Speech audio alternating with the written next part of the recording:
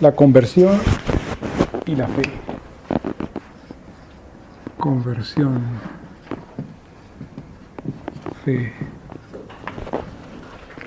Cuando nosotros veíamos la regeneración, el nuevo nacimiento, vamos al Juan capítulo 3, recordemos, Juan capítulo 3, Evangelio de Juan capítulo 3, cuando el Señor Jesús estaba conversando con Nicodemo. Y le dice Juan capítulo 3, versículo 3, respondiendo Jesús le dijo, de cierto te digo, el que no naciere otra vez, que no naciere de nuevo, no puede ver el reino de Dios. Ese término de nacer de nuevo está relacionado íntimamente con ser concebido de nuevo. Nacer de nuevo y ser concebido de nuevo. Ahora, pregunta, ¿es consciente una persona cuando es concebida? ¿Consciente? ¿Sí? Tiene concebida. Concebida quiere decir cuando se forma el cigoto, cuando el padre aporta su esperma y la madre aporta su óvulo y entonces hay una concepción. ¿Ese ser concebido es consciente cuando es concebido? No después, que digo, no, sí, yo soy consciente de que me concibieron, sino cuando es concebido. No es consciente. Asimismo, pregunta, en la regeneración, generar es comenzar a ser lo que antes no es generar, se genera. Asimismo, en la regeneración, al comenzar a ser de nuevo, ¿hay conciencia de que es renacido? ¿Hay conciencia de que es regenerado mejor? En ese momento no hay conciencia. Otra vez, como cuando no hay conciencia de ser concebido, asimismo, no hay conciencia de la regeneración. En Juan capítulo 3, precisamente, Nicodemo le dice al Señor, versículo 4, ¿cómo puede un hombre nacer siendo viejo? ¿Puede entrar por segunda vez en el vientre de su madre y nacer?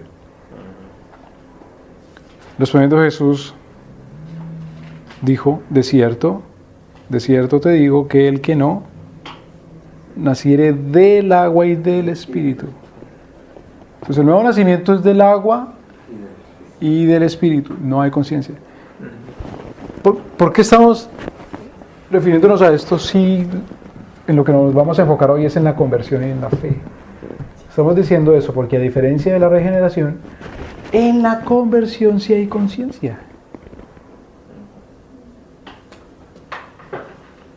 En la conversión sí hay acción humana. En la conversión hay respuesta y actividad humana al llamado eficaz de Dios. Acordémonos que veíamos el llamado eficaz. ¿Recuerdan?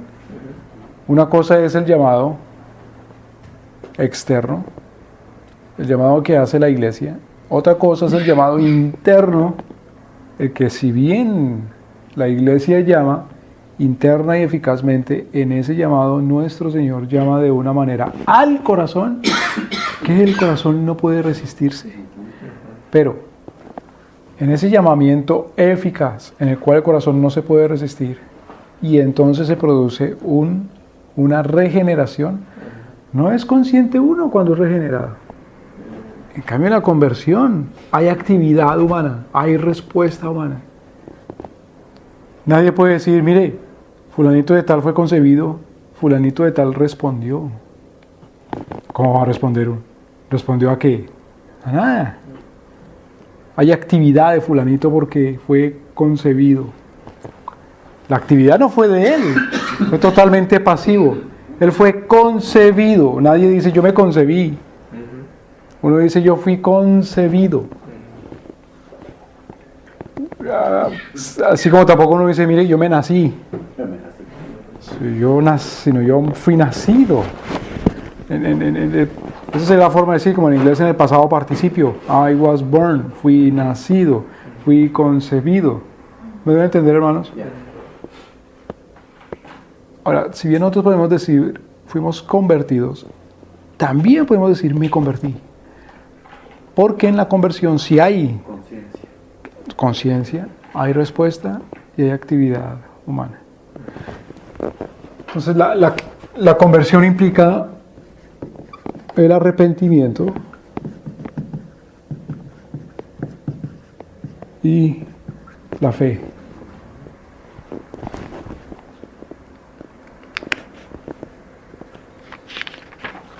Otra vez, la conversión no es la regeneración.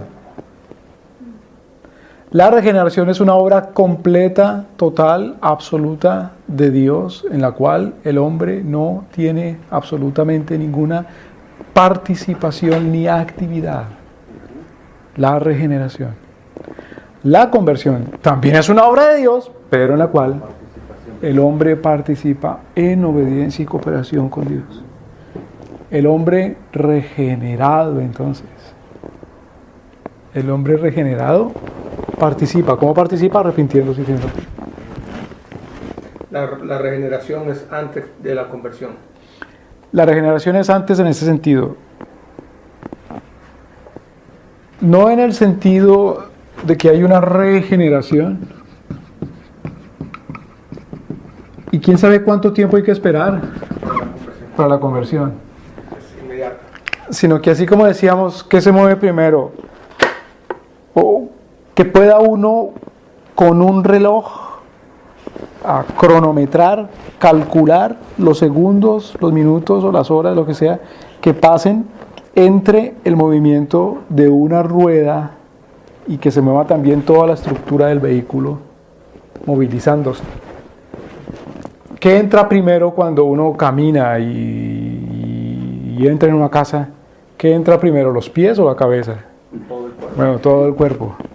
Entonces, en ese sentido, es primero la regeneración, pero primero en el sentido de que es la operación de Dios regenerando la que conduce y lleva natural y necesariamente a la conversión, al arrepentimiento y a la fe. ¿Me debe entender, hermanos? No puede decir uno, la cabeza entró caminando. Es la acción de los pies, de las piernas, la acción de la movilización, la acción motora, la acción motriz del motor, valga la redundancia, motriz del motor, cuando se mueve el cigüeñal y los émbolos y el engranaje. No puede decir uno que pasan ciertos segundos hasta que luego se mueva la rueda. Porque claro, primero es más bien la fuerza motora, la potencia, el poder motor de la actividad que conduce a la acción entonces del movimiento de la rueda. Pero es simultáneo, es sincronizado, simultáneo. Entonces, cuando hablamos de que primero la regeneración, hablamos de la potencia del poder que conduce luego de la regeneración a la conversión.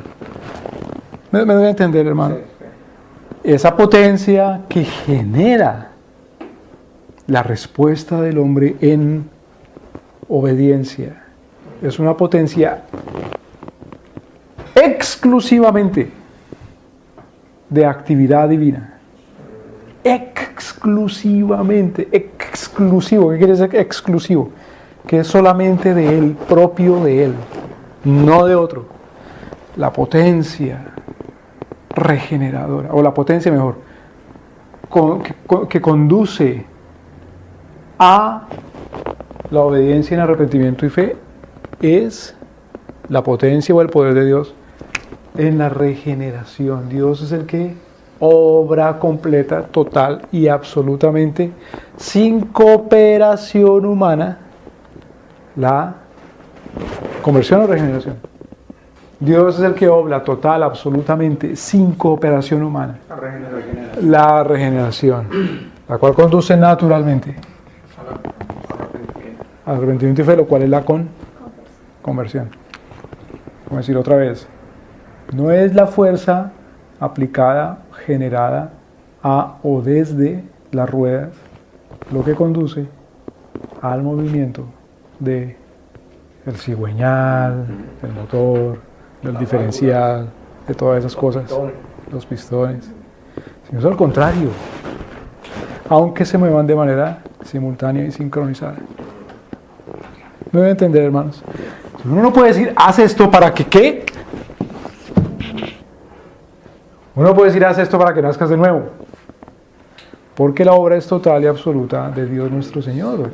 Si no naciereis del agua y del... La pregunta de Nicodemo es válida. ¿Cómo puede uno siendo viejo? Es que no es naciendo así siendo viejo.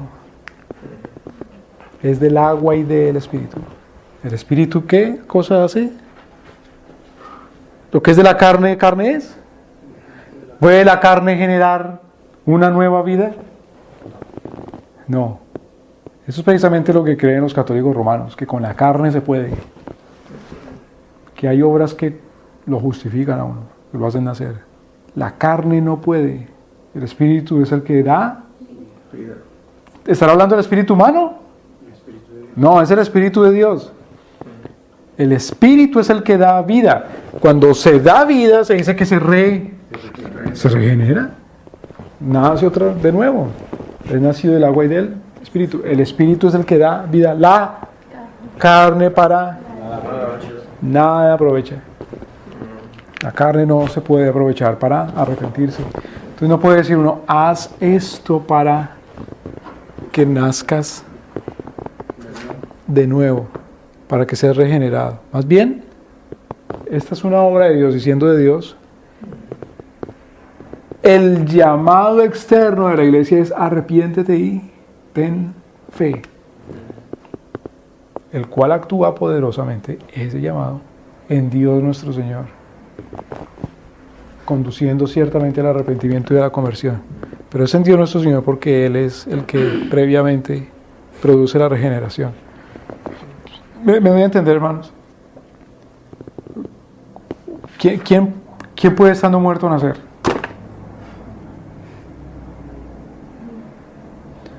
Acordémonos la anécdota del maestro de predicación que le decía a sus alumnos. Bueno, la primera lección de predicación, la primera lección de homilética, la primera lección de oratoria es esta noche ir al cementerio a predicar. Entonces los alumnos pensaron que había gente que venía a poner flores a los muertos y había que predicarles. No, por eso los mando a ir de noche, cuando no viene gente, porque van a predicar a las tumbas, a los muertos. Cuando regresan al otro día a la clase, ¿hicieron la tarea? Sí. ¿Cómo les fue? No aceptó ninguno. Pues así, cuando usted predica, sus palabras van a un muerto, cuando se habla, por supuesto, a los inconversos.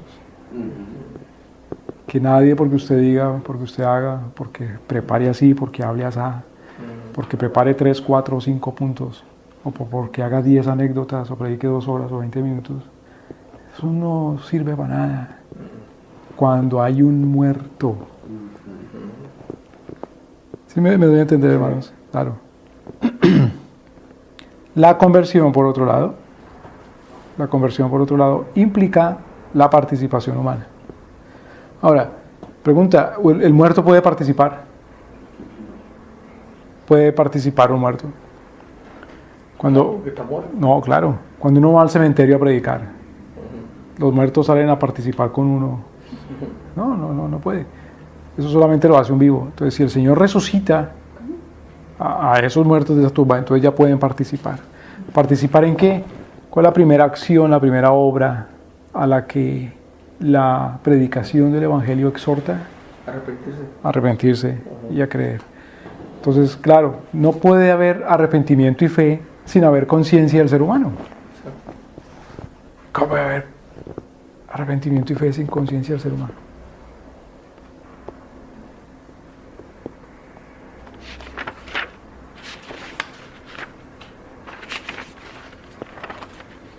Entonces, expresémoslo de otra manera. Regeneración es la obra objetiva de Dios. Objetiva. Es decir, Dios dice, tengo como objetivo aquel. Como cuando alguien es un flechero o un profesional en el tiro. Te le pregunté, ¿cuál es el objetivo al cual hay que disparar? Entonces, regeneración es la obra objetiva. El objetivo es el ser humano y el flechero es Dios nuestro Señor. Dispara llamando eficazmente y su flecha es la palabra. Regeneración es la obra objetiva. Conversión es la obra subjetiva, es decir, aquella en la cual el sujeto, en este caso, el objetivo es el hombre, ¿no? Cuando el hombre participa, se hace sujeto. Cuando el hombre participa en algo. Acordémonos en la estructura gramatical. Las oraciones tienen sujeto, verbo. Entonces, sujeto. Yo creo. Yo creo. La conversión es la obra subjetiva. Claro. Yo creo palabras. Es el objeto directo. Entonces yo creo palabras. Cuando yo hago, porque hay una acción, creer hay un verbo, cuando hago, o cuando tú haces, o cuando él, o cuando nosotros, vosotros, ellos, ellas, hacen. Estos son sujeto. El objeto directo no hace nada. Tú haces obras. Las obras no hacen nada, el que va a hacer es tú. ¿Me voy a entender? Este es el objeto directo. Entonces, la regeneración, podemos decirla, es la obra objetiva de Dios en el hombre. Objetiva, objeto directo, objetiva. El objeto no hace nada. Cuando Dios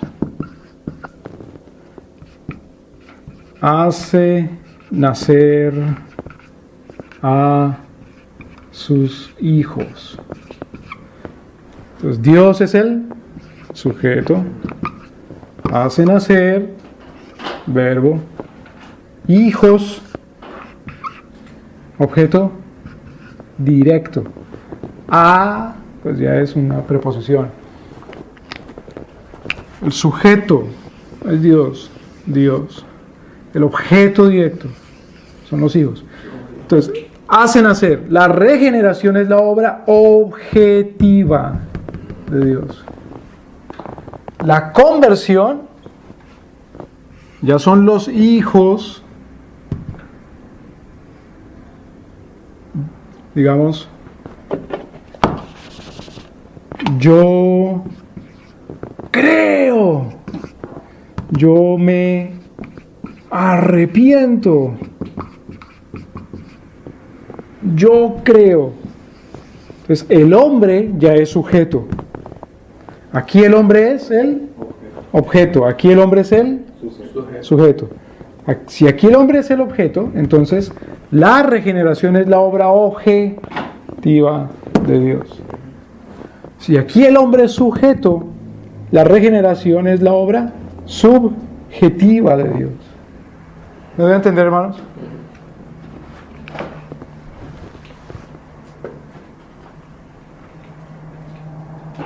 La conversión es la experiencia u obra o participación. La conversión es la experiencia, la obra o la participación subjetiva del hombre en respuesta al llamado eficaz. La conversión es la experiencia. Es la experiencia. La obra. La obra o la acción subjetiva del hombre en respuesta al llamado de Dios, al llamado eficaz. Y es natural esa obra esa experiencia, esa acción, que es la conversión, es natural que le siga a la regeneración. No solamente es natural, sino que es necesaria que le siga a la regeneración. Es inevitable que le siga a la regeneración. El que es nacido o concebido, a ver, pongámoslo así, hermanos, miren. El que es concebido y el que es nacido respira, claro, de manera natural y necesaria. Respira. Otra ilustración. Cuando es concebido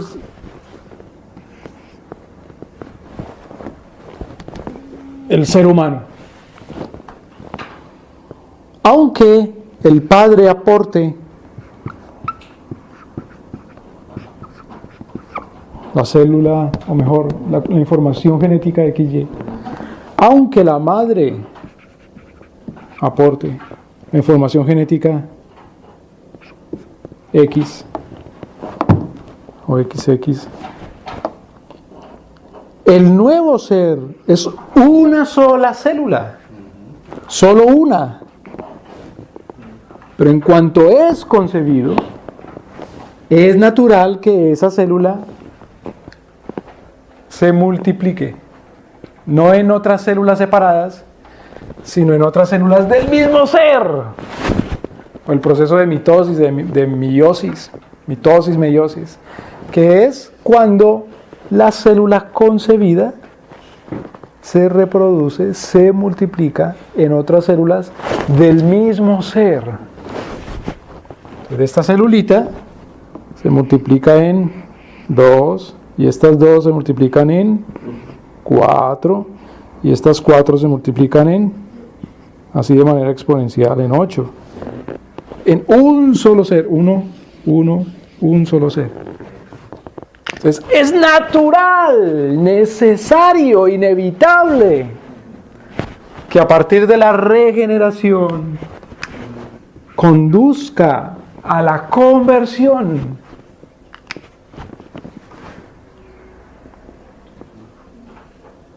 Es natural, es inevitable que por la regeneración, o sea, por la obra objetiva o subjetiva, es necesario que por la regeneración, o sea, por la obra objetiva o subjetiva, objetiva de Dios en el hombre responda, claro, como obra subjetiva, es decir, en donde él participa, experimentando, haciendo, ¿qué cosa? La conversión, es decir, arrepintiéndose y creyendo.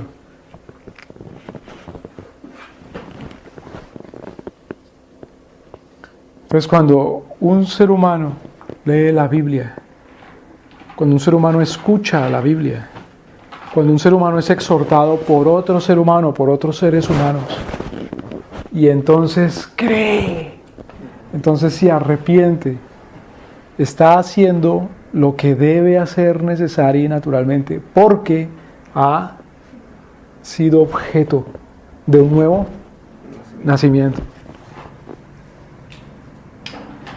Bueno, así sí, es por gracia y no por obras. Claro. Así sí, no es por voluntad de carne ni sangre, sino por voluntad de Dios. Juan capítulo 1, versículo 12. Así sí entiende uno que no es por obras para que nadie se gloríe. Entonces, la fe y las obras, por lo tanto, no son una contradicción, no son contradictorias, a menos que las obras pretendan la autojustificación, o a menos que las obras pretendan la regeneración. La fe y las obras no son excluyentes, contradictorias. Es decir, no puede uno negarse a hacer obras y buscar más bien creer. O no debe negarse uno a hacer obras en lugar de creer. Porque la fe y las obras no son excluyentes, no son contradictorias, no son antagónicas, no están en lucha. Si es que las obras no buscan la regeneración, si es que las obras no buscan la autojustificación, y si es que la fe no busca la regeneración, o cuando dice uno, Señor, voy a creer para que entonces tú sí me hagas nacer de nuevo. No, porque ahí me estoy autoconcibiendo. Por eso dice, muéstrame tu fe sin obras, y te mostraré mis obras sin fe. Claro. Entonces la fe no puede ser reducida, y esta es la cosa que no entienden con necedad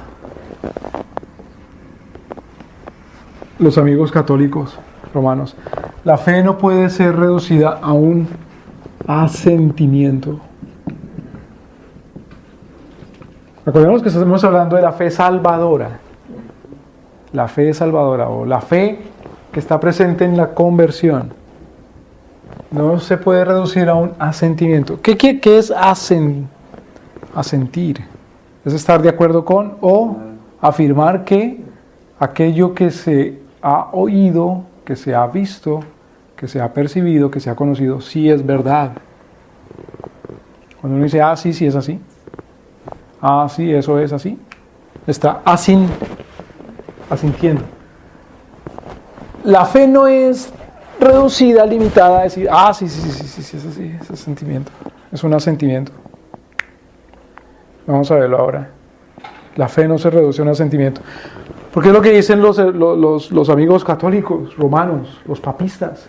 La fe de la que habla la Biblia es un simple asentimiento. Y dice, sí. Por eso dicen ellos, como es un simple asentimiento, requiere la fe que tenga también buenas, para que ahora sí Dios diga, ya eres un convertido. Para que Dios diga, ahora sí ya te perdono. O para que Dios diga, ahora sí eres nacido de nuevo. Pero, por otro lado, un error de nuestros amigos aún protestantes, cuando conciben que la fe es un mero asentimiento, dicen, tú simplemente estés de acuerdo conmigo en que lo que digo es cierto. ¿Estás de acuerdo? Sí. Bueno, está bien, tú ya tienes fe, te felicito, ya estás convertido. Eres salvo. O ya eres salvo, exacto. Sí. Entonces tampoco es por ahí. La fe bíblica, la fe de nuestro Señor, es una cosa mucho más compleja en el Espíritu Santo. Porque la fe en la Escritura está muy de la mano con la conversión. Sí es un asentimiento, porque tiene que asentir y decir, claro que es cierto, pero no está reducida a eso. Uno no ve un cuerpo y dice, como tiene cabeza y como tiene extremidades y como tiene tronco, pues es un ser humano. Y yo puedo ponerme a conversar y hablar y hasta casarme. Si no tiene alma. Cuando nuestro Señor creó a Adán, lo formó de la tierra, pero sopló en el Espíritu. Entonces la fe del Espíritu Santo para justificación o para salvación, es decir, la fe de la conversión no es un mero asentimiento, aunque sí tiene el asentimiento, es necesario asentir. Un ser humano no es un mero bulto de huesos y carne, aunque es necesario que para que sea ser humano tenga por supuesto un cuerpo, que hace parte de la esencia, pero debe tener el Espíritu dado por Dios para que sea una persona, un ser humano. ¿Me debe entender, hermanos? Entre los egipcios era conocido esa cosa aborrecible, abyecta, grosera de la necrofilia. Entre los egipcios, entre los sacerdotes egipcios, de los que embalsamaban los cuerpos. Ver a los muertos como si con los muertos pudieran entrar en yugo y hacerlo. Un muerto. No solamente es algo asqueroso, es una ofensa gigante con Dios nuestro Señor, porque es con un muerto. Además de que es abyecto, feo, es con un muerto, no hay vida. Asimismo, la fe, que es un mero asentimiento, no necesariamente por ser un asentimiento ya es una fe soteriológica. Soteriológica quiere decir salvadora. Una fe que hace parte de una conversión. Es lo que necesita el Espíritu de Dios para que sea fe. Y vamos a ver qué características tiene esa fe entonces. Entonces dijimos, la regeneración desemboca necesariamente en la conversión. Una palabra para conversión, para arrepentimiento, es devolverse en sentido contrariamente opuesto al cual se venía andando. Devolverse. Ahora, cuando uno se devuelve, no agarra a la izquierda ni a la derecha, sino que cuando uno se devuelve, el giro es de 100. Hay gente que dice de 360. No, es de 180. Vuelve al mismo punto. Claro. Los babilonios dividieron, la circunferencia en 360 grados. No son grados de temperatura, sino 360 rayitas, pues. 360 rayitas. Entonces la mitad de 360, 180. 180, claro. Entonces si va para allá, tiene que devolverse no los 360 porque otra vez sigue, sino 180. Y cambiar. Dar una vuelta en él. Claro. Dar una vuelta en U. Claro, es medio círculo, es una U. Una U. Dice cambiar de pensamiento. Bueno, es cambiar de pensamiento. La palabra es metanoia. Meta quiere decir cambio, como el metamorfosis, cambio de forma. Noia, noe, o nou, mente, pensamiento. Ya no puede pensar de la misma manera, ya no puede llamar a las cosas de la misma forma. Pero cuidado, porque uno puede decir, mira, si la conversión es simplemente un cambio de pensamiento, hay gente que siendo budista se convierte en musulmán. Hay gente que siendo papista se convierte en unitario en cualquiera de sus formas, testigo de Jehová, musulmán, mormón. Claro que hay un cambio de pensamiento. ¿Se ha convertido para la vida eterna? No, porque no ha habido. Lo que hizo fue esto. Entonces pueda que anteriormente iba en esta dirección. Ahora, bueno, sí, hizo un cambio y dice, mire, cambié porque ya no es aquí arriba que voy, sino aquí abajo, pero va para allá. O sea, va para el infierno. No le hace que sea más arribita, aquí en el centro, aquí abajo, pero va en la misma dirección. Solamente que paralelo. Ahora voy en la línea de los musulmanes para el infierno. Antes iba en la línea de los ateos para el infierno. Antes iba en la línea de los humanistas para el infierno. Antes iba en la línea de los comunistas para el infierno. ¿Me voy a entender, hermanos? Entonces no es un cambio de pensamiento en ese sentido, sino que es un cambio de pensamiento según el reino de Dios y su justicia. ¿Cómo se piensa en el reino? Como piensa Cristo. En 1 Corintios capítulo 1 y 2. Y eso lo comparamos con Romanos capítulo 12.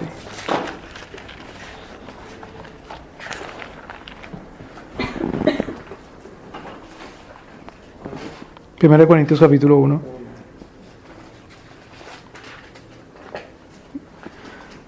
Primera de Corintios capítulo 1, versículo 21.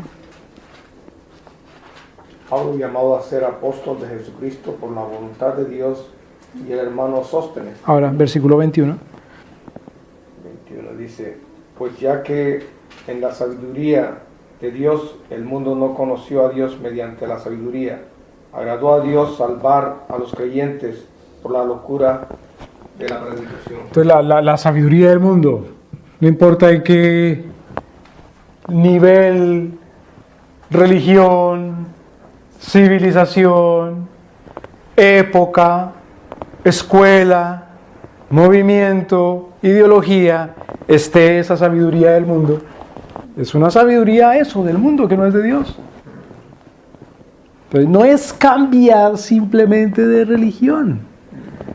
Cuando dice que es un cambio de mente, que es un cambio de pensamiento, la conversión. Si es un cambio de mente, es un cambio de pensamiento, pero a la manera como piensa Dios nuestro Señor.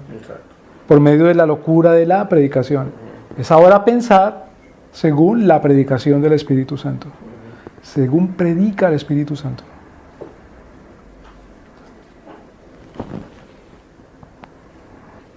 Mire el versículo 25, porque lo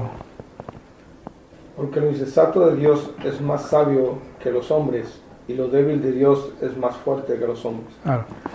Es la sabiduría de Dios. Dejar de pensar según la sabiduría del mundo, cualquiera que sea su escuela de sabiduría, para pensar ahora según la sabiduría de Dios.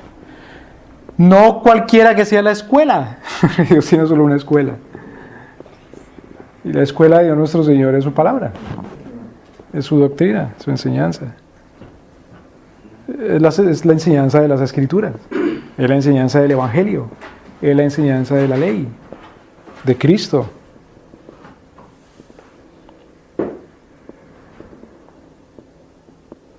Ahora en el capítulo 2,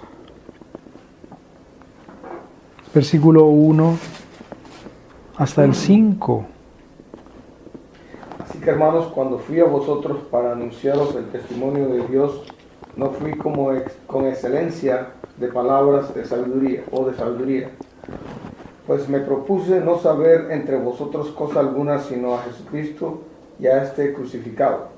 Y estuve entre vosotros con debilidad y mucho temor y temblor, y ni mi palabra ni mi predicación fue con palabras persuasivas de humana sabiduría, sino con demostración del Espíritu y de poder, para que vuestra fe no esté fundada en la sabiduría de los hombres, sino en el poder de Dios. Entonces la acción, la participación, la respuesta humana en la obra de la conversión, porque es una obra subjetiva, es el arrepentimiento y la fe. Ese arrepentimiento y esa fe es en algo. ¿En qué? En el contenido de la predicación del Evangelio, en el contenido de la enseñanza de la Escritura, en el contenido de la enseñanza de Cristo, en el contenido de aquello a lo cual Cristo se refiere cuando dice: y discipulad a las naciones, enseñándoles lo mismo que yo les he enseñado. Entonces la fe puesta en eso es la fe salvadora. No es entonces, como dicen los amigos, un simple asentimiento. No es un simple asentimiento. Porque esa fe solamente puede ser producida por nuestro Señor. Los necios dicen: pero espérate un momento, ¿cómo que es producida por nuestro Señor y yo tengo participación? Pues sí. ¿Y qué? Cuando tú oras no dices: gracias, Señor, por esos alimentos que tú me das. Y sin embargo los produce la tierra. Y sin embargo el hombre siembra con su mano la semilla. Y sin embargo, ¿y qué? Si es como Dios quiere, que el Dios mismo provee así, de esa manera. ¿No deben entender, hermanos? Si vamos a 1 Corintios capítulo 12, versículo 3.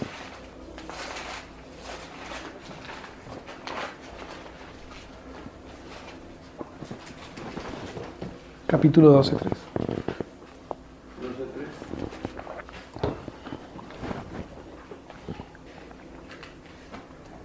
Por tanto os hago saber que nadie os hable por el Espíritu de Dios. Sí. O que una vez más, Sí, por sí. tanto os hago saber que nadie os hable por el Espíritu de Dios llama anatema a Jesús. Entonces, nadie que hable por el Espíritu de Dios llama, o en otras palabras, nadie llama maldito a Jesús si habla por él, El Espíritu de Dios. y también nadie. Y nadie puede llamar a Jesús Señor sino por el Espíritu Santo. Nadie puede llamar, pero que lo llama, es decir, tiene que abrir la boca, mover la lengua, pensar, entender, decir yo creo, le digo Señor, pero es por el Espíritu de Dios. Entonces, hermano, esto es muy importante aclararlo. ¿La regeneración es la obra de quién completamente? De Dios. Dios. Ahora, esta pregunta parece, como dicen aquí, tricky. Esta pregunta parece tramposa, no lo es. Muy importante. ¿La conversión es la obra de quién? De Dios. De Dios también. Pero Con participación del hombre. con participación del hombre. En obediencia. Llamar a Jesús, Señor. Si se llama a Jesús, Señor, es una obra de Dios, dice. Es obra del Espíritu Santo. Pero que lo llama. Hay participación. ¿Me explico? Entonces, ese cambio en la conversión, ese cambio, pues ciertamente es un cambio absoluto, que no es entonces de cambiar de estilo. ¿Cómo sabe que se cambió? ¿Cómo sabe que es renacido? O mejor, ¿cómo sabe que es convertido? Pues que cambió de estilo. Cambió de estilo. Ya no es grupero. Ahora es de banda. Ya no es grupero, ahora es salsero, ahora es barroco, ahora es clásico. No es eso. Sí. No es cambiar de estilo. No es cambiar de bando tampoco con la gente que se la pasa. Cualquiera puede cambiar de bando. No es cambiar de equipo, sino es cambiar de reino. Así es.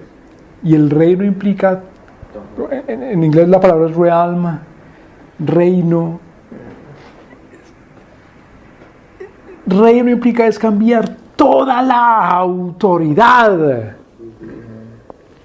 Cuando se habla de reino se habla fundamentalmente de autoridad, de poder, al cual se le es obediente. Es cambiar totalmente de autoridad. Es pasar de la autoridad del... Diablo. Claro, a la autoridad de Dios nuestro Señor. Pasar de las tinieblas a la luz. Sí, El reino de las el tinieblas reino de la señal, el reino de la luz. al reino de la luz.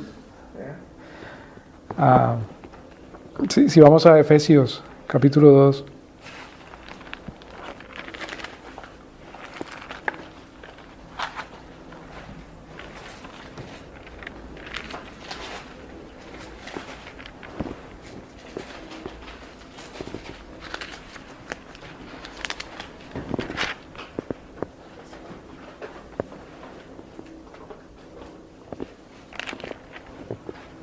Versículo 1, 2, 3, 4. Alguien léalo, por favor. 2, 1. Sí. Y Él os dio vida a vosotros cuando estabais muertos en vuestros delitos y pecados, en los cuales anduvisteis en otro tiempo. Hasta ahí, perdón. Hasta ahí el énfasis es puesto en que en la regeneración o en la conversión. Leámoslo otra vez con Él os dio cuidado. vida a vosotros. ¿Es el énfasis puesto en la regeneración o en la conversión? Os dio vida en la regeneración. Claro. Nos dio vida cuando estábamos muertos en delitos y pecados. En los cuales, versículo 2, En los cuales anduvisteis en otros tiempos, siguiendo la corriente de este mundo. Entonces, cuando dice antes andábamos, andar ya es la participación del hombre. Ahora el énfasis es en la La conversión. conversión. Entonces, andábamos en los delitos y pecados. No había... Ahora, fíjese el poder. Cuando decimos que la conversión es un cambio de mente. Pero ese cambio de mente implica no un cambio de estilo, sino un cambio de reino. Fíjese cómo está aquí presente ese cambio de reino. Versículo 2, en los cuales anduvisteis en otro tiempo, siguiendo la corriente de este mundo. hasta ahí, entonces sigue la corriente, fluye, sigue una corriente, fluye, es decir, es dejado llevar por la corriente, está llevado, no hay una forma de hablar popular, como cuando una persona dice, ¿y ese por qué actúa así? ¿Por qué habla así? ¿Por qué anda en función de esto? En función de que dice, no, es que está llevado por ella. Está llevado por eso. Éramos llevados. Es decir, está guiado. Es decir, bajo el poder. Está bajo el liderazgo. Está bajo la autoridad. Es llevado por la corriente. El ser humano está diseñado por Dios para ser llevado. Y el ser humano tiene esa cosa en él, de que para donde va la gente, va Vicente. Claro, que si tú, los experimentos de ingeniería de masas, de ingeniería social que hacen, si una persona está en una sala de espera y cada minuto todos los que están ahí presentes sentados se paran y se sientan, y este mira, al minuto se paran y se sientan, y este mira ya como con más nervio, a los 3 minutos se paran y se sientan, y este ya siente ganas de pararse, a los 4 minutos se paran y él se para con ellos. El ser humano está diseñado para ser llevado. Eso no está mal. La pregunta es: ¿llevado de qué? ¿Es llevado de quién? Bueno, puede decir: no, yo no soy llevado de nada. Entonces tiene que ser Dios. Que Dios es el único, nuestro Señor, que es soberano, autónomo, totalmente libre, independiente. Como decíamos un día, Dios es el único que de verdad tiene libre albedrío. Es el principio que usan muchos en el que el ser humano es dejarse llevar, porque cuando hay algún problema y todo está tranquilo, tal vez está la gente viendo la situación y todo, pero llega alguien y empieza a criticar y empieza a reclamar y todo, ya llega otro y de repente se arma un tremendo, porque todos se van envolviendo en lo que alguien hace, o sea, a quitar. Claro. ¿En qué consiste la virtud, la facultad? La virtud del don, que hace parte del fruto del Espíritu, del dominio propio, de la templanza. ¿En qué consiste? En eso. Resistir, van a dejarse llevar. Eso es un don de Dios nuestro Señor, es el fruto del Espíritu Santo. Dice, ahora, en los cuales anduvisteis en otro tiempo, era llevado, conforme a la, dice en el versículo 2, Efesios 1:2, Efesios 2:2. Conforme al principio de la potestad del aire. Entonces, primero, conforme a la corriente de este principio. La corriente de este mundo. La corriente del mundo. Cuando se refiere aquí a mundo, es el sistema de cosas que son, ¿qué? ¿Obedientes o desobedientes a Dios? Cuando se refiere aquí a mundo, es el orden, sistema, forma de ser, de vivir, de actuar, de pensar, que es enemigo y contrario, desobediente a Dios. Será llevado por esa corriente. No importa en qué departamento esté de esa corriente, es decir, no importa en qué sección del río esté. Hay ríos que tienen, ¿cómo le llaman? Cuando un río es muy sinuoso, meandros. El río. Ese es el río. No importa si está aquí del río, o en esta parte, o en esta otra, o en esta. No importa si está arriba, o arriba, abajo. No importa si es ateo, si es humanista, si es musulmán. No le importa si es un cristiano hipócrita. Pero que es llevado por la corriente del mundo. ¿Me explico, hermanos? Cuando no es convertido. Conforme a la corriente de este mundo. Entonces hay dos conformes. Es decir, hay dos autoridades. Conforme a la corriente de este mundo. Segundo, conforme al príncipe de la potestad del aire, el espíritu que ahora opera en los hijos de desobedientes. Entonces, en la conversión hay un cambio de mente, que no es un cambio de estilo, no es un cambio de membresía grupal. Antes pertenecía a un grupito, y ese grupito se llamaba la iglesia no sé qué, o la secta no sé cuál, o la denominación no sé qué, y ahora pertenezco a la iglesia no sé cuál, o a la secta no sé qué, o a la denominación no sé qué. No es eso la conversión. No deben entender, hermanos. Ni es un cambio de estilo. Ni es un cambio de profesión. Cuando hablamos de profesión no estamos hablando de que antes era dentista y ahora es contador público, sino profesión, de lo que profesa. Tampoco es eso, sino que es un cambio de autoridad.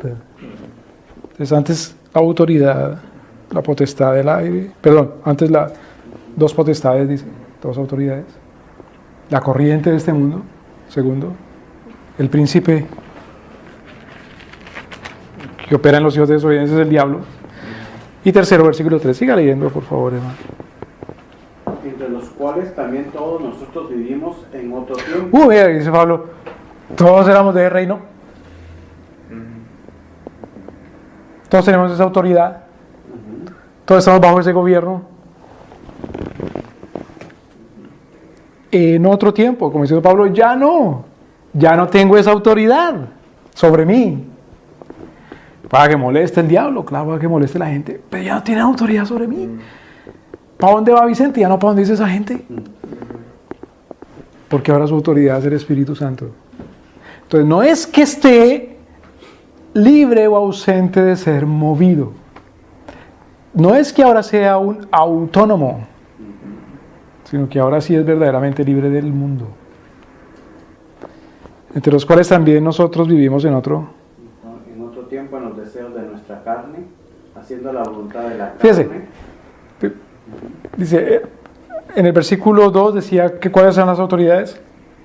La corriente del mundo, primero la corriente del el príncipe de las y el príncipe de la, y ahora le mete otra autoridad. Es como tres ramas del poder, como cuando dice la rama ejecutiva, legislativa y judicial. Aquí también hay tres ramas del poder. legislativo y judicial. Sí, aquí también hay tres ramas del poder.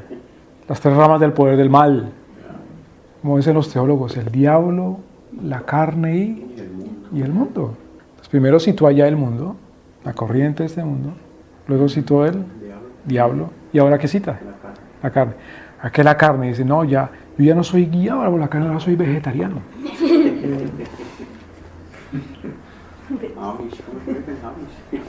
Ahora soy vegan.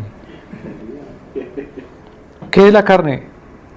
Según las Escrituras, las concupiscencias, los pensamientos, o sea, la forma de pensar mía, mis propios deseos, mis ganas, mis pasiones.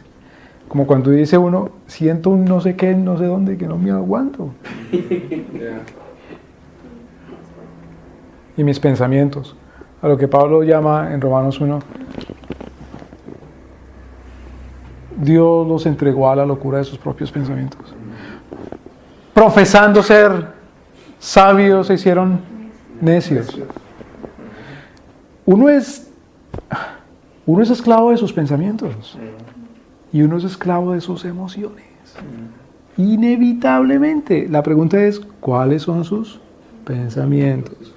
¿Y cuáles son sus emociones? Uno es esclavo de sus deseos, inevitablemente. La pregunta es, ¿cuáles son sus deseos? Me doy a entender, hermano. Porque tiene que haber un cambio de reino. Cambio de reino. Cuando participa uno en ese cambio de reino, esa es la conversión. Cuando se arrepiente uno, ¿se arrepiente de qué? Pues del reino en el que andaba. Entonces, sí, yo me arrepiento de hacer la voluntad de ese y de ese y de este. Me arrepiento de hacer esas voluntades. Me arrepiento de este pensamiento, me arrepiento de este deseo. El mundo, en el naturalismo quiere decir la naturaleza, o la filosofía, o la escuela pro naturaleza. En la naturaleza, en tu corazón, en tu alma, tienes deseos, tienes pensamientos. Como es naturalismo, por el mero hecho de que sean los pensamientos, los deseos, los sentimientos, las concepciones de tu alma, tiene que ser bueno.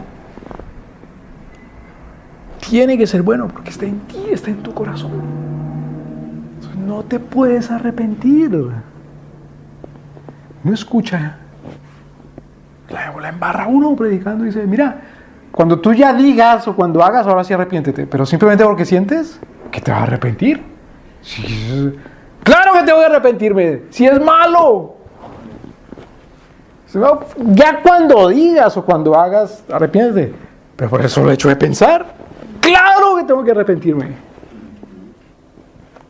Cuando termines haciendo, bueno, ahora sí, porque ya le diste lugar al diablo, no te aguantaste. Pero cuando apenas empiezas a desear, hay que crucificar la carne y arrepentirse, todavía no. No es pecado, son deseos. ¿Y qué culpa? ¡Claro que soy culpable! Porque ya ofendí a Dios. Así es. Ese deseo es una ofensa a nuestro Señor. Es lo que dice Cristo. Es lo que dice. Crea una mujer y Claro. la desea en Claro. su pensamiento. Claro. Es el mandamiento número 12, no desearás ni siquiera el burro de tu vecino. Es lo que dice, ni la tierra, ni el asno, ni su buey, ni su casa, ni su mujer.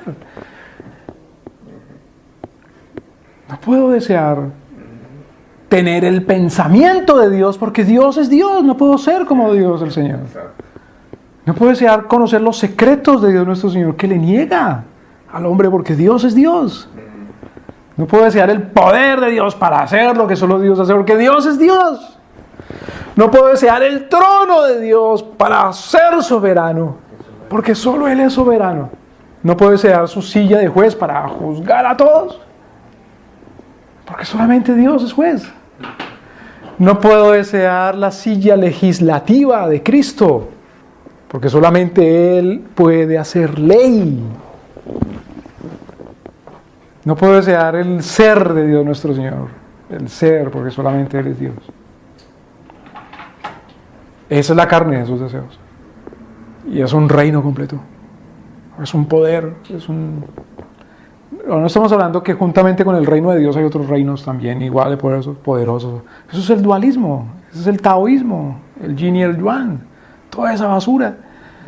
Solamente hay un reino legítimo y poderoso y soberano, que es el reino de Dios, nuestro Señor. Los otros son levantamientos, como de rebeliones, de rebeldes, que el Señor a su debido tiempo les quita la cabeza. Uno no puede llamar. Mira que hay una banda ya de ladrones y se levantaron contra el poder legítimo. Entonces esa banda de ladrones ya le llamamos república y les mandamos embajadores. No, es una banda de ladrones. Es la banda del diablo, es la banda de la corriente de este mundo, es la banda de las concupiscencias. Por eso el Señor no lo llama rey, lo llama el príncipe, es de la potestad. Se le da cierta autoridad y que se le permite. No es que tenga un reino. No tiene un reino paralelo al reino de Dios, nuestro Señor. Como cuando dice, espérate, respeta, mira, si ves la frontera, hasta aquí llega la jurisdicción de esta nación, de este país, y de la frontera, de la línea, del límite para allá. Sigue la jurisdicción, la frontera de ese país. Respeta los límites. Así no es con respecto al reino de Dios y el reino de las tinieblas.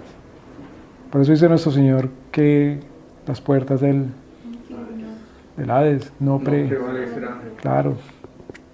Por eso dice nuestro Señor, id a las naciones y disipúlelas.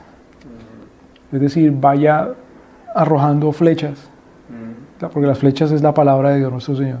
Nuestro Señor es el flechero, nuestro Señor es el conquistador. Acordémonos del caballo blanco. ¿Me van a entender, hermanos? Cristo viene montado sobre el caballo blanco. Viene como conquistador. Entonces, entre los cuales también todos nosotros vivimos en otro tiempo en las concupiscencias. La palabra concupiscencia. Son los deseos internos apasionados. Que son fuertes, combaten. Había un hombre que, por ejemplo, llamaba a sus tendencias melancólicas y depresivas el perro ese negro y feo. Era Winston Churchill el que decía así, el perro ese negro y feo, que es bravo. Pero hombre, una cosa, imaginen uno llevar un perro para la casa y un perro bravo para que le administre la vida a uno. Uno no puede comer sino hasta cuando el perro deje de ladrar y permita, porque el perro se come todo. Uno no puede ir a dormir sino hasta que el perro permite. Uno no puede hacer su presupuesto sin contar primero con el perro. El perro hasta lo deja en la quiebra. Uno no puede salir a la calle e irse de vacaciones porque ¿con quién dejo el perro? Prácticamente no me puedo casar porque ¿qué tal encuentre a alguien que no le gusta el perro? No puedo tener hijos porque entonces ¿dónde meto el perro? Y de pronto el perro se come el niño. Es una tontería completa. No estoy con salud, tengo parásitos y gusanos y pulgas y alergias y me ando rascando sobre el perro. Entonces son las concupiscencias, los pecados, son los deseos, son las pasiones que sí están ahí. ¿No son los que determinan la vida? ¿Estoy bajo ese reino?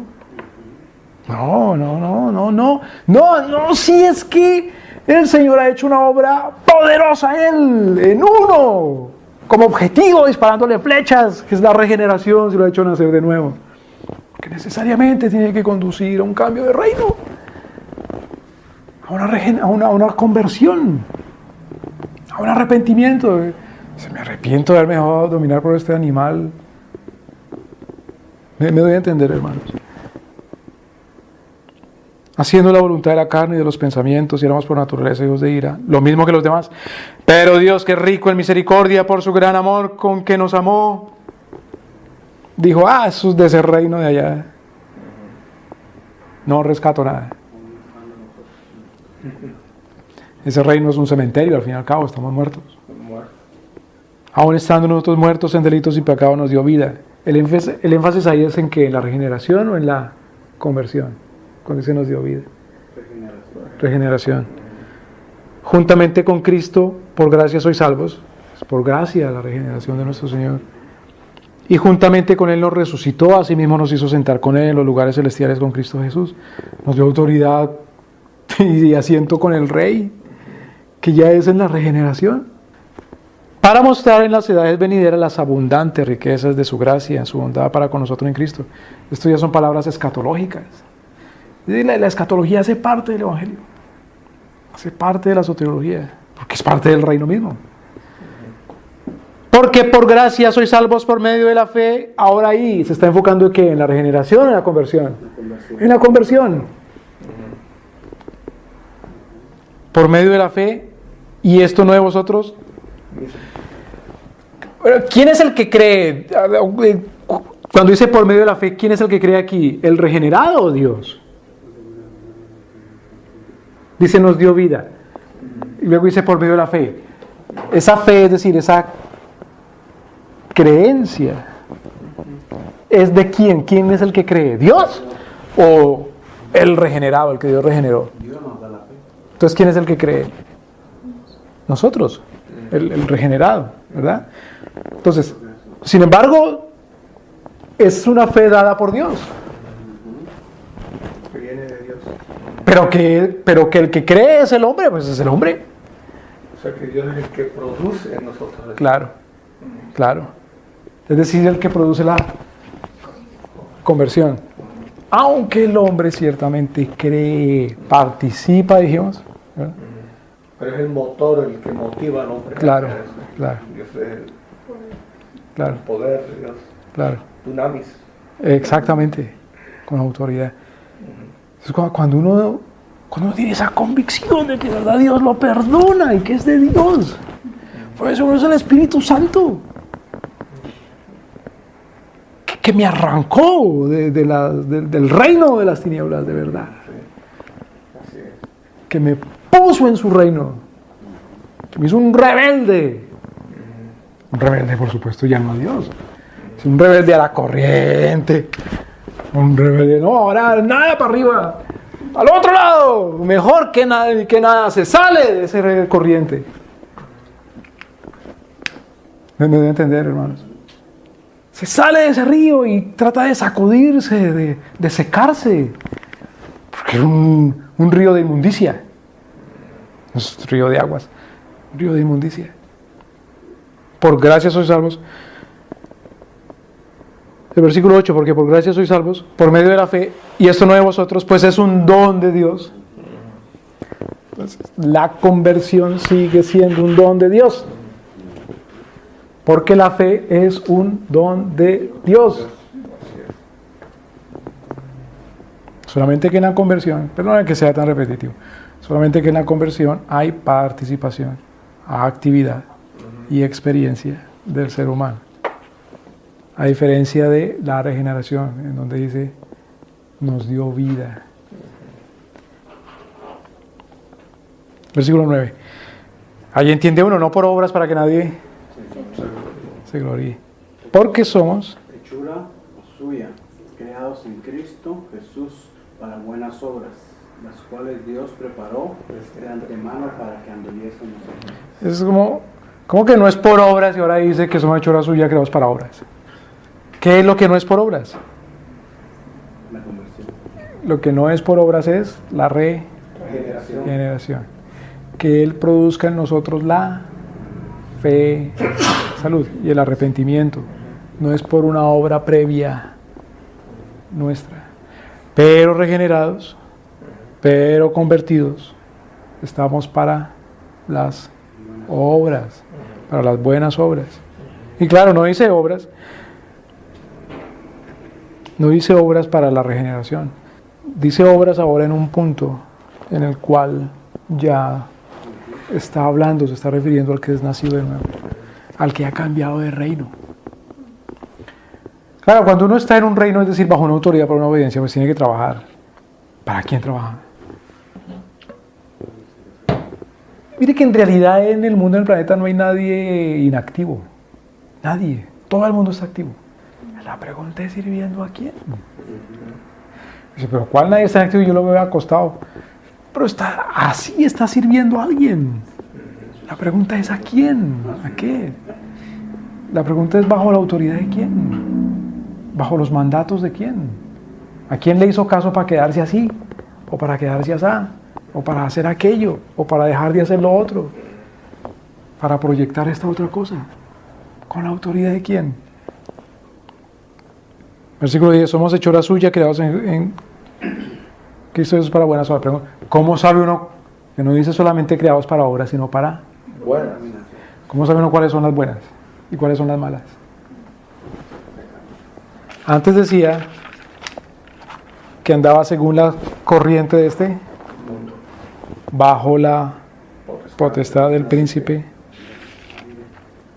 Versículo 3: en otro tiempo haciendo según las concupiscencias de la carne.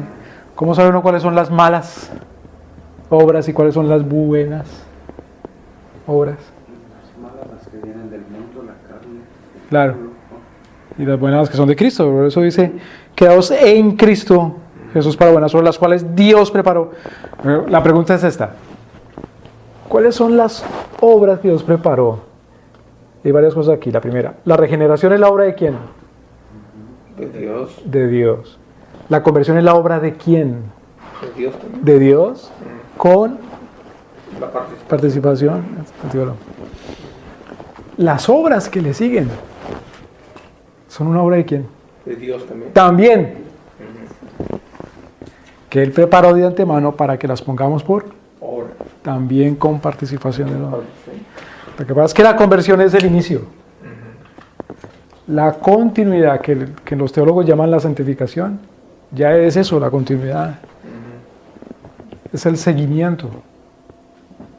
La conversión es el inicio de obras. La santificación es el seguimiento de obras. O el término teológico santificación es el seguimiento de obras. La vida de santidad, llamémoslo, es el seguimiento de obras. Es el ejercer. Como cuando a una persona le dicen, en nuestros países sobre todo, en donde la gente, pero no necesariamente trabaja en lo que estudia.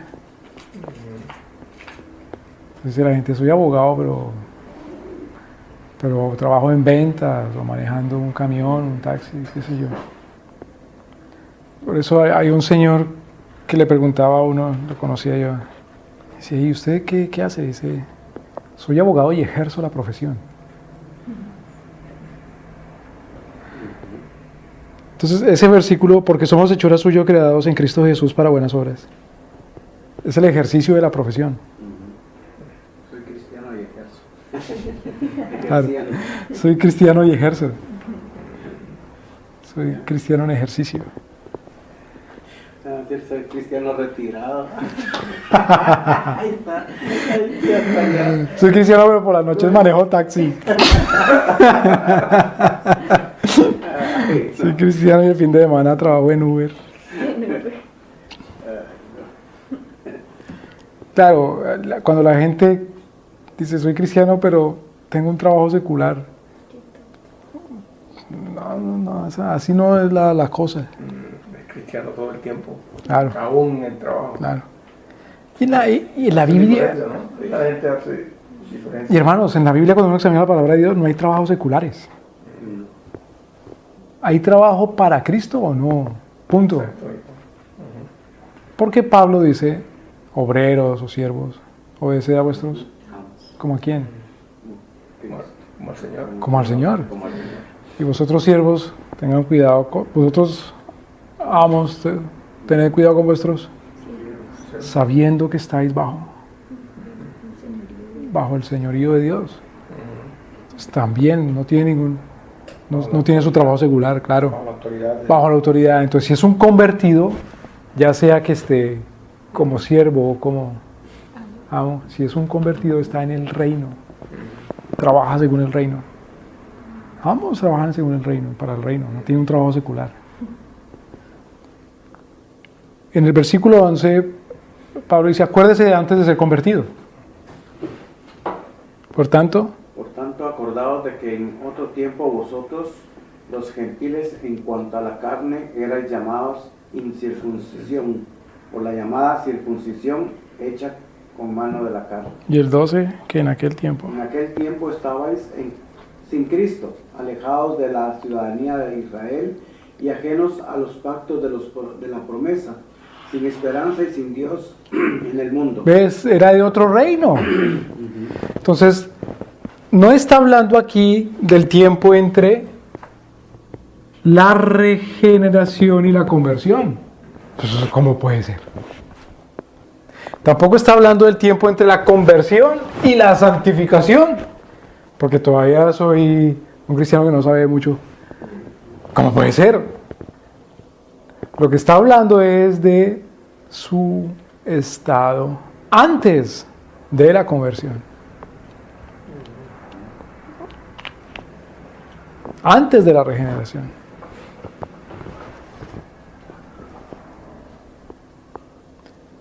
Por eso decimos que la conversión es un acto consciente. Una cosa es decir que la conversión es un acto consciente y otra cosa es decir que ese acto consciente es un acto que tiene lugar en un minuto, en un segundo. Cuando el Papa envió a recoger la plata para construir la Basílica de San Pedro, y fue lo que llenó la copa de los reformadores en cuanto a los abusos de autoridad y las falsas doctrinas del papismo en el siglo XVI, de lo cual en este año se celebran 500 años. Entonces, uno de los hombres que el Papa envió a recoger la plata a Alemania era un tal Tetzel, y decía Tetzel, en cuanto vuestra moneda toque el asiento del arca y suene, en ese instante se libra un alma del padecimiento. Entonces, si tú das esta moneda por el alma de tu padre y por el alma de tu tío, ¿no te da a ti tristeza? 1000 años, 1.000.000 de años, esa alma ahí padeciendo en la llama. El Papa promete la indulgencia, ser indulgente. El Papa. Claro, en cuanto toque la moneda. Pero mire que hoy día la gente cree que en cuanto hace, ¿qué cosa? ¡Pum! ¡Pah! Está convertido. No necesariamente la gente se convierte así en un segundo. Eso no quiere decir que no hay conversiones dramáticas. ¿Me deben entender? Una conversión dramática. El apóstol Pablo fue convertido dramáticamente.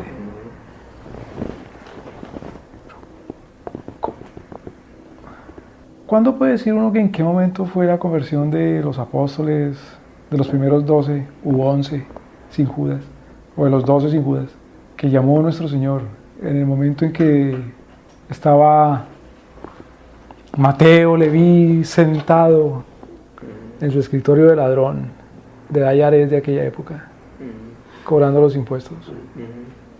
Puede ser uno que en el momento en que Cristo le llama, sígueme, y él se para y deja ir, ¿fue en ese momento que se convirtió? ¿Quién sabe? Sería antes más bien cuando lo oía y por eso se paró de los hijos. O cuando Cristo le dijo, ven y sígueme, y por el camino yéndolo a predicar, no sabemos. ¿Me deben entender? Entonces uno no puede pretender que la conversión, la fe, el arrepentimiento es una cosa así dramática y sí. Yo no sé si te convertiste y yo no vi que lloraste, o vi que no hablaste así, WhatsApp, o vi que, qué sé yo. O porque si yo no se convirtió. Claro, pues, yo puedo decir que sí se convirtió porque lloró, porque gritó. La conversión es un cambio de reino, es arrepentimiento y fe. Y no todo el mundo sufre o pasa por la misma experiencia o fenómeno o trauma de conversión. Sí pasa por las mismas condiciones de conversión, que son que el Señor regenere y se responda activamente en un arrepentimiento y fe.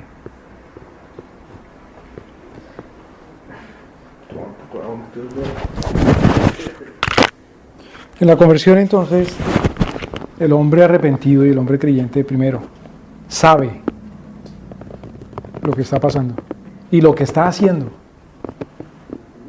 Sabe lo que hace. La escritura es contraria a la hipnosis. Contraria. El cristiano no debe permitir ser sometido, someterse o someter a hipnosis. Porque eso lo hacen los psicólogos, ¿no? Sí, Sobre todo personas que, por ejemplo, que han tenido problemas en el pasado, claro, y lo devuelven, claro, supuestamente.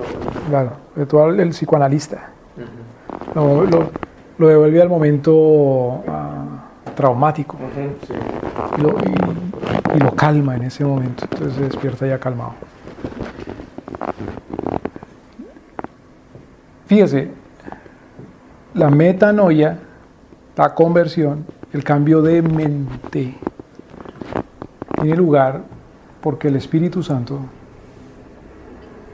convierte, da el don del arrepentimiento, da el don de la fe, provocando que la persona quiera, desee cambiar de reino.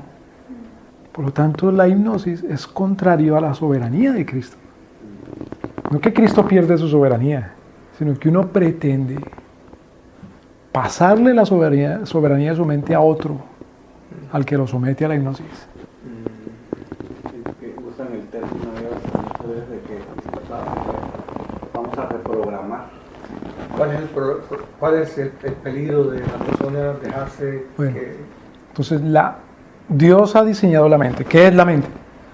La mente es aquella facultad del ser humano para que piense, para que recuerde, para que decida, para que analice, para que entienda. Entonces, cuando esa facultad de pensar, de recordar, de analizar, de memorizar, se la entrega a alguien, le está diciendo: tú eres mi príncipe, tú eres mi Señor, tú eres mi soberano. ¿Me debe entender, hermanos? Por eso, la predicación, la exhortación de la palabra de Dios no puede pretender manipular la mente de la gente, adueñarse de la mente de la gente y provocarle entonces que la gente piense, provocar que la gente conciba. Es pretender ser Dios soberano, ser el Espíritu Santo. La predicación sí es una exhortación, y una exhortación grave, y hasta emocional y profunda, con el ánimo de provocar una acción, pero nunca provocando ser el Señor de la voluntad, sino dejando para que la persona entonces también actúe en decisión con respecto a la fe y al arrepentimiento. El ser humano tiene que decidir, no puede ser muy calvinista, muy reformado, decir es por la gracia, pero la Escritura implica que en ese momento el ser humano decide. Uno puede tener fe sin decidir creer, no puede arrepentirse sin tomar la decisión de arrepentirse. ¿Me doy a entender, hermanos?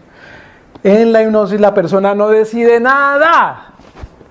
En la hipnosis la mente es entregada totalmente al hipnotizador.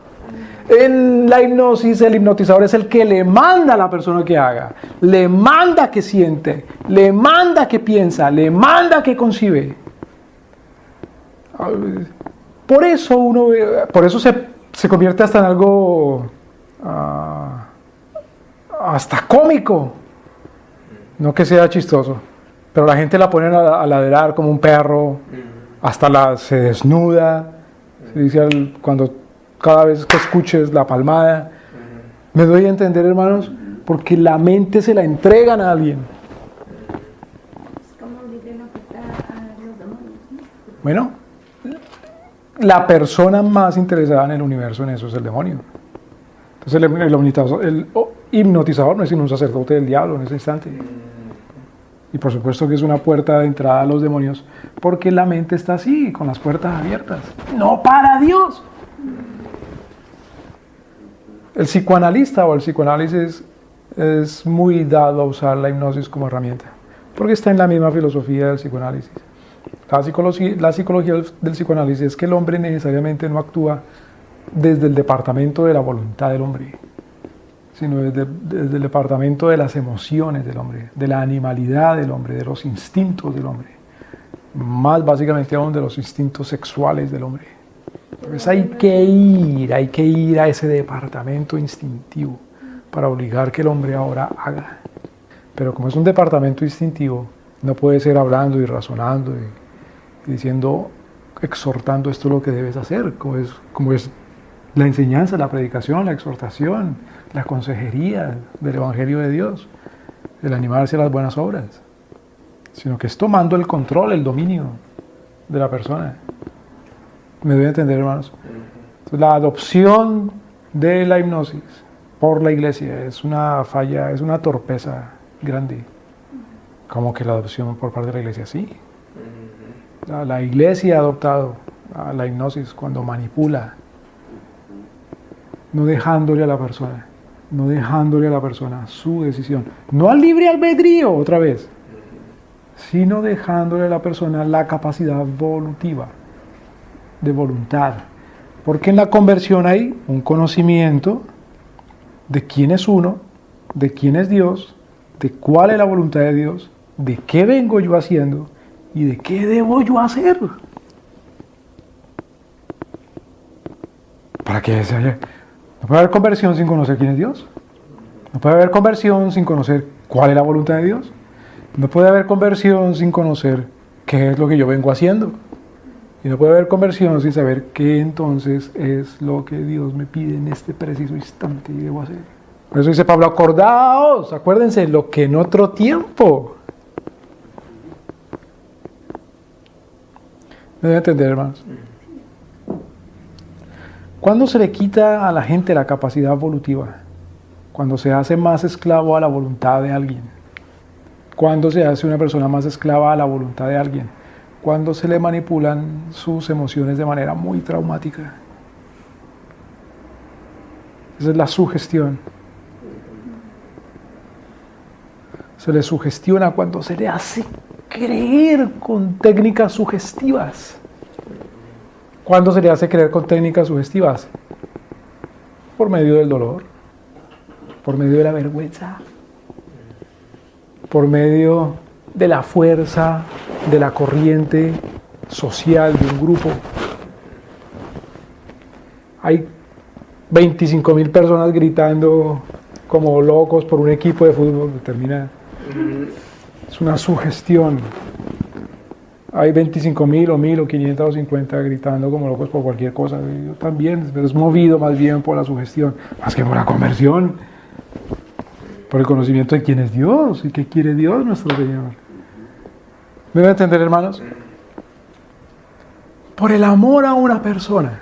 Si no haces esto me mato, si no haces esto me enojo contigo. Entonces, otra vez es manipulada. Pierde la libertad.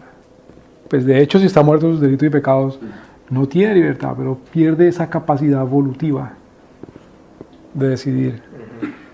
¿Me van a entender? Por eso solamente el que es regenerado puede convertirse. Solamente. Porque en la regeneración nace de nuevo. Es otra criatura, es otra persona. No, cuando uno es nueva criatura, es otra persona, no ama lo mismo que amaba antes. Su prioridad es otra. Su deseo es otro, lo que busca es otro. Otra cosa. Es una persona que se le quiere manipular, tiene que estudiársele cuáles son sus debilidades. Había un manipulador impresionante que su técnica de manipulación era plata o plomo. Sí. Porque esas son debilidades de la gente. Son debilidades muy Miedo. humanas. Claro. ¿Miedo a qué? ¿A la muerte o miedo a la pobreza? La manipulación, por ejemplo, en las escuelas, a través del miedo a la impopularidad, al rechazo, a la soledad. Tengo que hacer eso porque si no, no me quieren. O si no, no me miran. O si no, no me hablan. Si no, son mis amigos. O si no, no me determinan. No me piden nada prestado, ni me llaman, ni me escriben, nada. Entonces, si su debilidad es esa, ser más amigo y amante de que la persona le dé y le mire, es manipulable.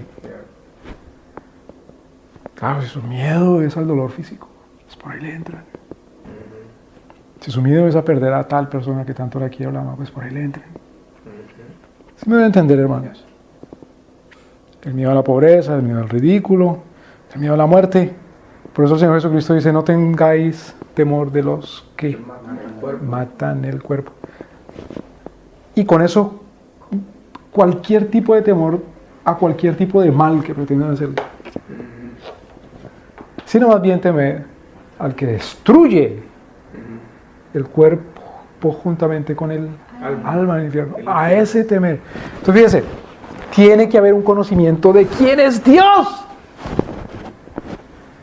Si a Dios lo identifico con la gente, es decir, es otro hombre, no, espérate, yo sí entiendo que Dios no es un ser humano, pero al fin y al cabo es como otro hombre, como otro ser humano. Es decir, soy un pagano como los griegos, porque para los griegos los dioses eran humanos un poco más poderosos, es decir, los héroes.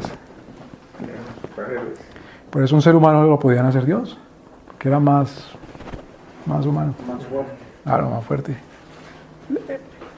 En la... En esa esfera cultural moderna que se llama el cómic, la caricatura, el cartoon, de DC, ¿cómo se llama el otro? ¿DC qué? DC Comics y Marvel. Esos superhéroes son simplemente recreaciones o reencauches de deidades de la mitología griega, romana, escandinava, en fin. Que algunos ya son abiertamente sus dioses, como Thor, la mitología escandinava. La Mujer Maravilla, la mitología, una amazona de la mitología griega. Pero Superman, Batman, en fin, son recreaciones de los grandes dioses. El dios del trueno, por ejemplo. El dios de la guerra, Marte, poderoso. Uno que tiene una superinteligencia también, Apolo. El ser humano es manipulable, o manifiesta que es manipulable. ¿Cuándo manifiesta cuál es su deidad? Cuando domestica a Dios en un hombre. ¿Me explico? Domestica a Dios en un hombre. Entonces, como es Dios, pero en un hombre, ese hombre es mi Dios. Soy manipulado, abro la puerta para aquello. Abro la puerta para eso. O ese tipo de Dios en ese hombre. Es una cosa tremenda. El enamoramiento, por ejemplo. De la manera como el mundo lo entiende. Es una idolatría. Sí, es cierto. De la manera como lo entiende el mundo. Porque es una divinización de un ser humano.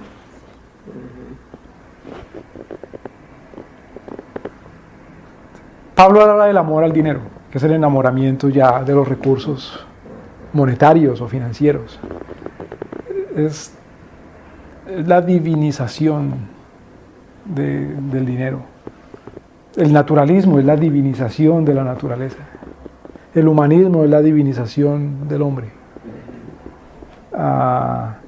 Y esas cosas se usan para manipular y provocar conversiones. Claro, la gente se convierte. Eso es tan diferente a la conversión a Cristo. Tan distinto. El terrorismo es una manera de manipular el miedo. Las dos fuerzas más poderosas, es decir, en cuanto a lo que mueve al hombre a hacer algo, naturalmente, o las cosas naturales que mueven al hombre a hacer algo. Las fuerzas más poderosas, naturales, que mueven al hombre a hacer algo son el miedo y el amor. Y el miedo es más poderoso en el hombre natural. Por eso la insistencia más repetida, la exhortación que repetidamente más se usa, que se exhorta más en la Escritura es creed, no temáis. Mira que te digo, que te... ¡Valiente! Claro, claro. Entonces, en la Escritura eso está desde el principio. Desde el principio. Uno lo ve desde el principio en Eva temiéndole más al hecho de ser un simple ser humano que temiéndole a Dios. Uno lo ve en Caín, en el hecho de temer no ser tenido en cuenta por Dios, bendecido por Dios, y entonces presentándole cualquier ofrenda que le ocurra. Y eso llevando, y luego el temor de Caín al fracaso, y por eso se siente menospreciado y le provoca la envidia y la amargura y mata a su hermano. Uno lo ve en Lamec, ese miedo a que lo maltraten, y por lo tanto desde el principio amenaza y dice: yo mato a 70 veces 7. Uno ve ese miedo en Abraham, cuando dice: ¿qué tal que Dios no cumpla su promesa? Eso es lo contrario a la conversión. En la conversión, por otro lado, sí hay un miedo, pero es el temor a Dios. Tiene que haber temor a Dios. Entonces el miedo no es malo, el temor no es malo. Lo que la Biblia exhorta es a que revise uno permanentemente a qué es a lo que le tiene miedo, a qué es a lo que le tiene temor. Y el temor a Dios, ¿no? Nuestro Señor, es un temor totalmente diferente a cualquier otro. El temor santo es el temor a Dios. Nuestro Señor es el temor santo, el temor de un niño por su padre. Reverente. Exactamente. Entonces hay un conocimiento en la conversión. ¿De qué? ¿De quién es Dios? ¿De qué quiere Dios? ¿De qué hace Dios? Pero conozco quién he sido yo entonces. Y conozco qué debo hacer. Entonces la predicación del Evangelio tiene que incluir todas esas cosas. La predicación de la palabra de Dios. La conversión incluye un cambio de mente, de concepción. Como decíamos que sí, a ver, como es un cambio de mente. Pero aclarando lo que decíamos al principio, no es un cambio de mente en que ya no sigue la doctrina musulmana para seguir ahora una doctrina budista. Es un cambio de mente en cuanto a la mentalidad que tiene ahora del nuevo reino. Claro, con respecto al reino, la gente dice: mire, ese como actúa así, ya sabe uno cómo piensa. El Hijo de Dios es una persona predictiva. ¿Qué quiere decir predictiva? Se puede saber de antemano qué va a hacer, qué va a decir, qué va a pensar. ¿Por qué? Porque ya conoce cuál es su pensamiento, qué va a decir, qué va a hacer, cómo va a reaccionar, con base en lo que piensa. Pues como piensa así, como piensa así, como piensa así, como de la vida piensa así, entonces ya se sabe qué es lo que va a hacer con respecto a la vida. Como de las personas piensa así, ya se sabe qué va a hacer con respecto a las personas. Ve a alguien que es miserable, ya se sabe qué es lo que piensa con respecto al miserable, entonces puedo predecir que va a actuar con misericordia. Ve la injusticia, ya se sabe qué es lo que piensa con respecto a la injusticia, entonces ya sé que va a actuar con justicia, con rechazo a la injusticia. ¿Me doy a entender, hermanos? Ya sé qué es lo que piensa con respecto al valor de las personas, de los seres humanos. Entonces ya sé, como ya sé qué es lo que piensa, ya sé que va a tratar a todos los seres humanos con la misma dignidad y respeto. ¿Sí me doy a entender? Ya sé qué es lo que piensa con respecto a la autoridad. Entonces sé qué es lo que va a obedecer y a quién no. ya sé qué es lo que piensa con respecto a esta ley, lo que dice Dios que debo hacer. Por lo tanto, ya sé qué es lo que piensa con respecto a esta otra ley. ¿Me deben entender, hermanos? El ser humano el cristiano es un ser predictible. Porque la conversión ha incluido un cambio de mente. Tercero, la conversión incluye un lamento, es deplorar. Deplorar. Anteriormente hemos visto que el cristiano tiene la mente de Cristo. Ahora, vamos a 2 de Corintios, capítulo 7. La segunda carta a los... Uno la llama la segunda carta a los Corintios. O la segunda carta que tenemos a los Corintios. Capítulo 7. Sí. Porque claro, hubo más cartas de los Corintios de parte de Pablo. Pero la segunda carta que tenemos, la segunda carta que nos dejó el Espíritu Santo a los Corintios, capítulo 7. La conversión incluye una tristeza. Tiene que incluir una tristeza. Mira el versículo 8. Porque aún os contristé con la carta. Ay, perdón. Sí, hermano, ese es. Porque os contristé, porque aunque os contristé con la carta, no me pesa. Hasta ahí. Entonces dice Pablo, aunque los puse tristes, aunque los contristé, ¿cómo? Con una carta. Ajá. No me arrepiento de haberlos contristado. No me arrepiento. La gente cree que es algo muy negativo e inconveniente hacer poner a la gente triste. La pregunta es si producir esa tristeza es legítimo o ilegítimo. ¿Cuándo sí y cuándo no? Pablo en esta ocasión dice, no me arrepentí de haberlos contristado, de haberlos hecho poner triste. ¿Por qué razón? Porque veo que... Sigue leyendo, hermano, por favor. Creo que aquella carta, aunque por algún tiempo os contristó, ahora me gozo. Ahora me gozo de que los contristó. Mire, el mundo actual es existencialista. La forma de pensar de la gente. Cuando decíamos que el ser humano que el cristiano es predecible. ¿Por qué? Porque uno sabe qué es lo que piensa con respecto al sufrimiento, por ejemplo. ¿Qué piensa el cristiano con respecto al sufrimiento? Que no es bueno. Pero no necesariamente lo evita a toda costa. Si es que el fruto de ese sufrimiento es dulce, es victoria, es para la gloria de Dios. Es gozo. Si es que el fruto. ¿Me debe entender? Para el mundo, el sufrimiento es equivalente al diablo. Equivalente al diablo. Entonces, si una persona se le hace sufrir porque se le dice pecador, eso es el diablo. Porque el mundo actualmente es existencialista, es decir, solo le importa la existencia en un bienestar artificial del hombre. Lo único que le importa son los buenos sentimientos que pueda tener, las buenas emociones que pueda tener, ese bienestar. Como decimos, no, que no le duela ni una muela, que no lo perturben en nada. Como decía un misionero, no es que la gente no quiera sufrir por Cristo, sino que no se quieren tomar la molestia. Sí. Entonces, sí, mira, sí le queremos ayudar a este hombre porque es que tiene hambre, pero no le demos manzanas porque de pronto no le gusta y lo hacemos sufrir.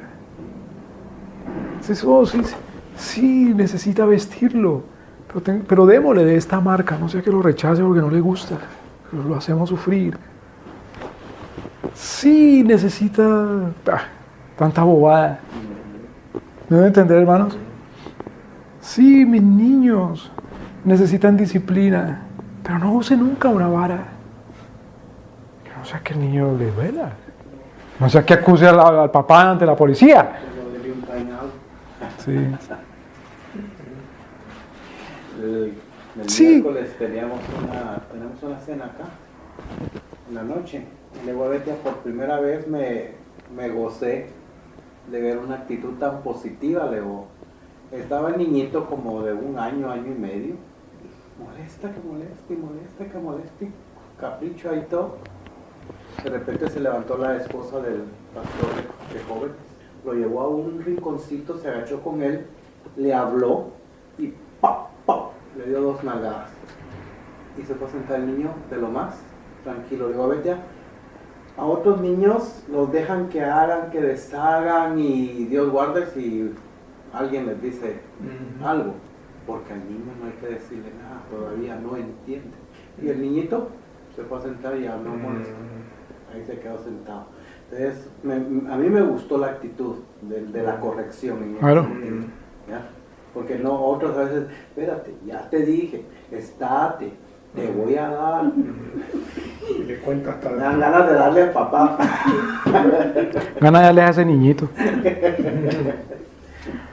Entonces Pablo dice, versículo 9, ahora me gozo no porque hayáis sido contristados, porque la tristeza tampoco es Cristo, sino porque fuisteis contristados para arrepentimiento, porque esa es la tristeza que da Cristo.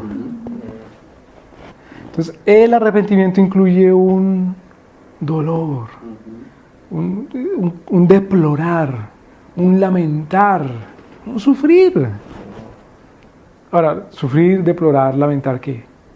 Porque acordémonos que Judas se lamentó, deploró, pero no para arrepentimiento. Es como cuando dice uno, ahora deploro y lamento que me agarraron las manos en la masa. Entonces tengo que decir, perdóneme, pero hoy no hay ningún arrepentimiento. Ahora deploro y lamento que no me salió el plan como lo tenía yo, entonces ¿qué más puedo hacer? Pues arrepentirme. Desde nosotros pedir cacao, pedir perdón. Pero eso no es un perdón de arrepentimiento. Sin embargo, sí hay un lamento de arrepentimiento y tiene que estar ahí, el lamento. Eso no quiere decir, por otro lado, que si no hay esa lágrima y que uno vea la lágrima bajando, entonces no hay un lamento y no hay... Porque no todo el mundo expresa sus emociones igual. Tampoco quiere decir que está más convertido el que lloró. Aunque claro, Santiago, por ejemplo, dice, ¡aullad! ¡Llorad! Pero no es el que sale a aullar más como un lobo el que está más arrepentido. Sino es aullar aún en el alma. Y cuarto, pues hay un cambio de camino, lo que dijimos, la metanoia. Esas cosas incluyen el arrepentimiento y la fe. Hermano, Harold, ¿quiere orar, por favor, para despedir? Gracias, Padre, una vez más por el privilegio que nos da de poder estudiar con mayor amplitud tu palabra, Señor. Gracias por este tiempo tan precioso que nos enseña, Señor, nos abre el pensamiento. Gracias, Padre, por la oportunidad de también poder compartir lo que tú nos enseñas.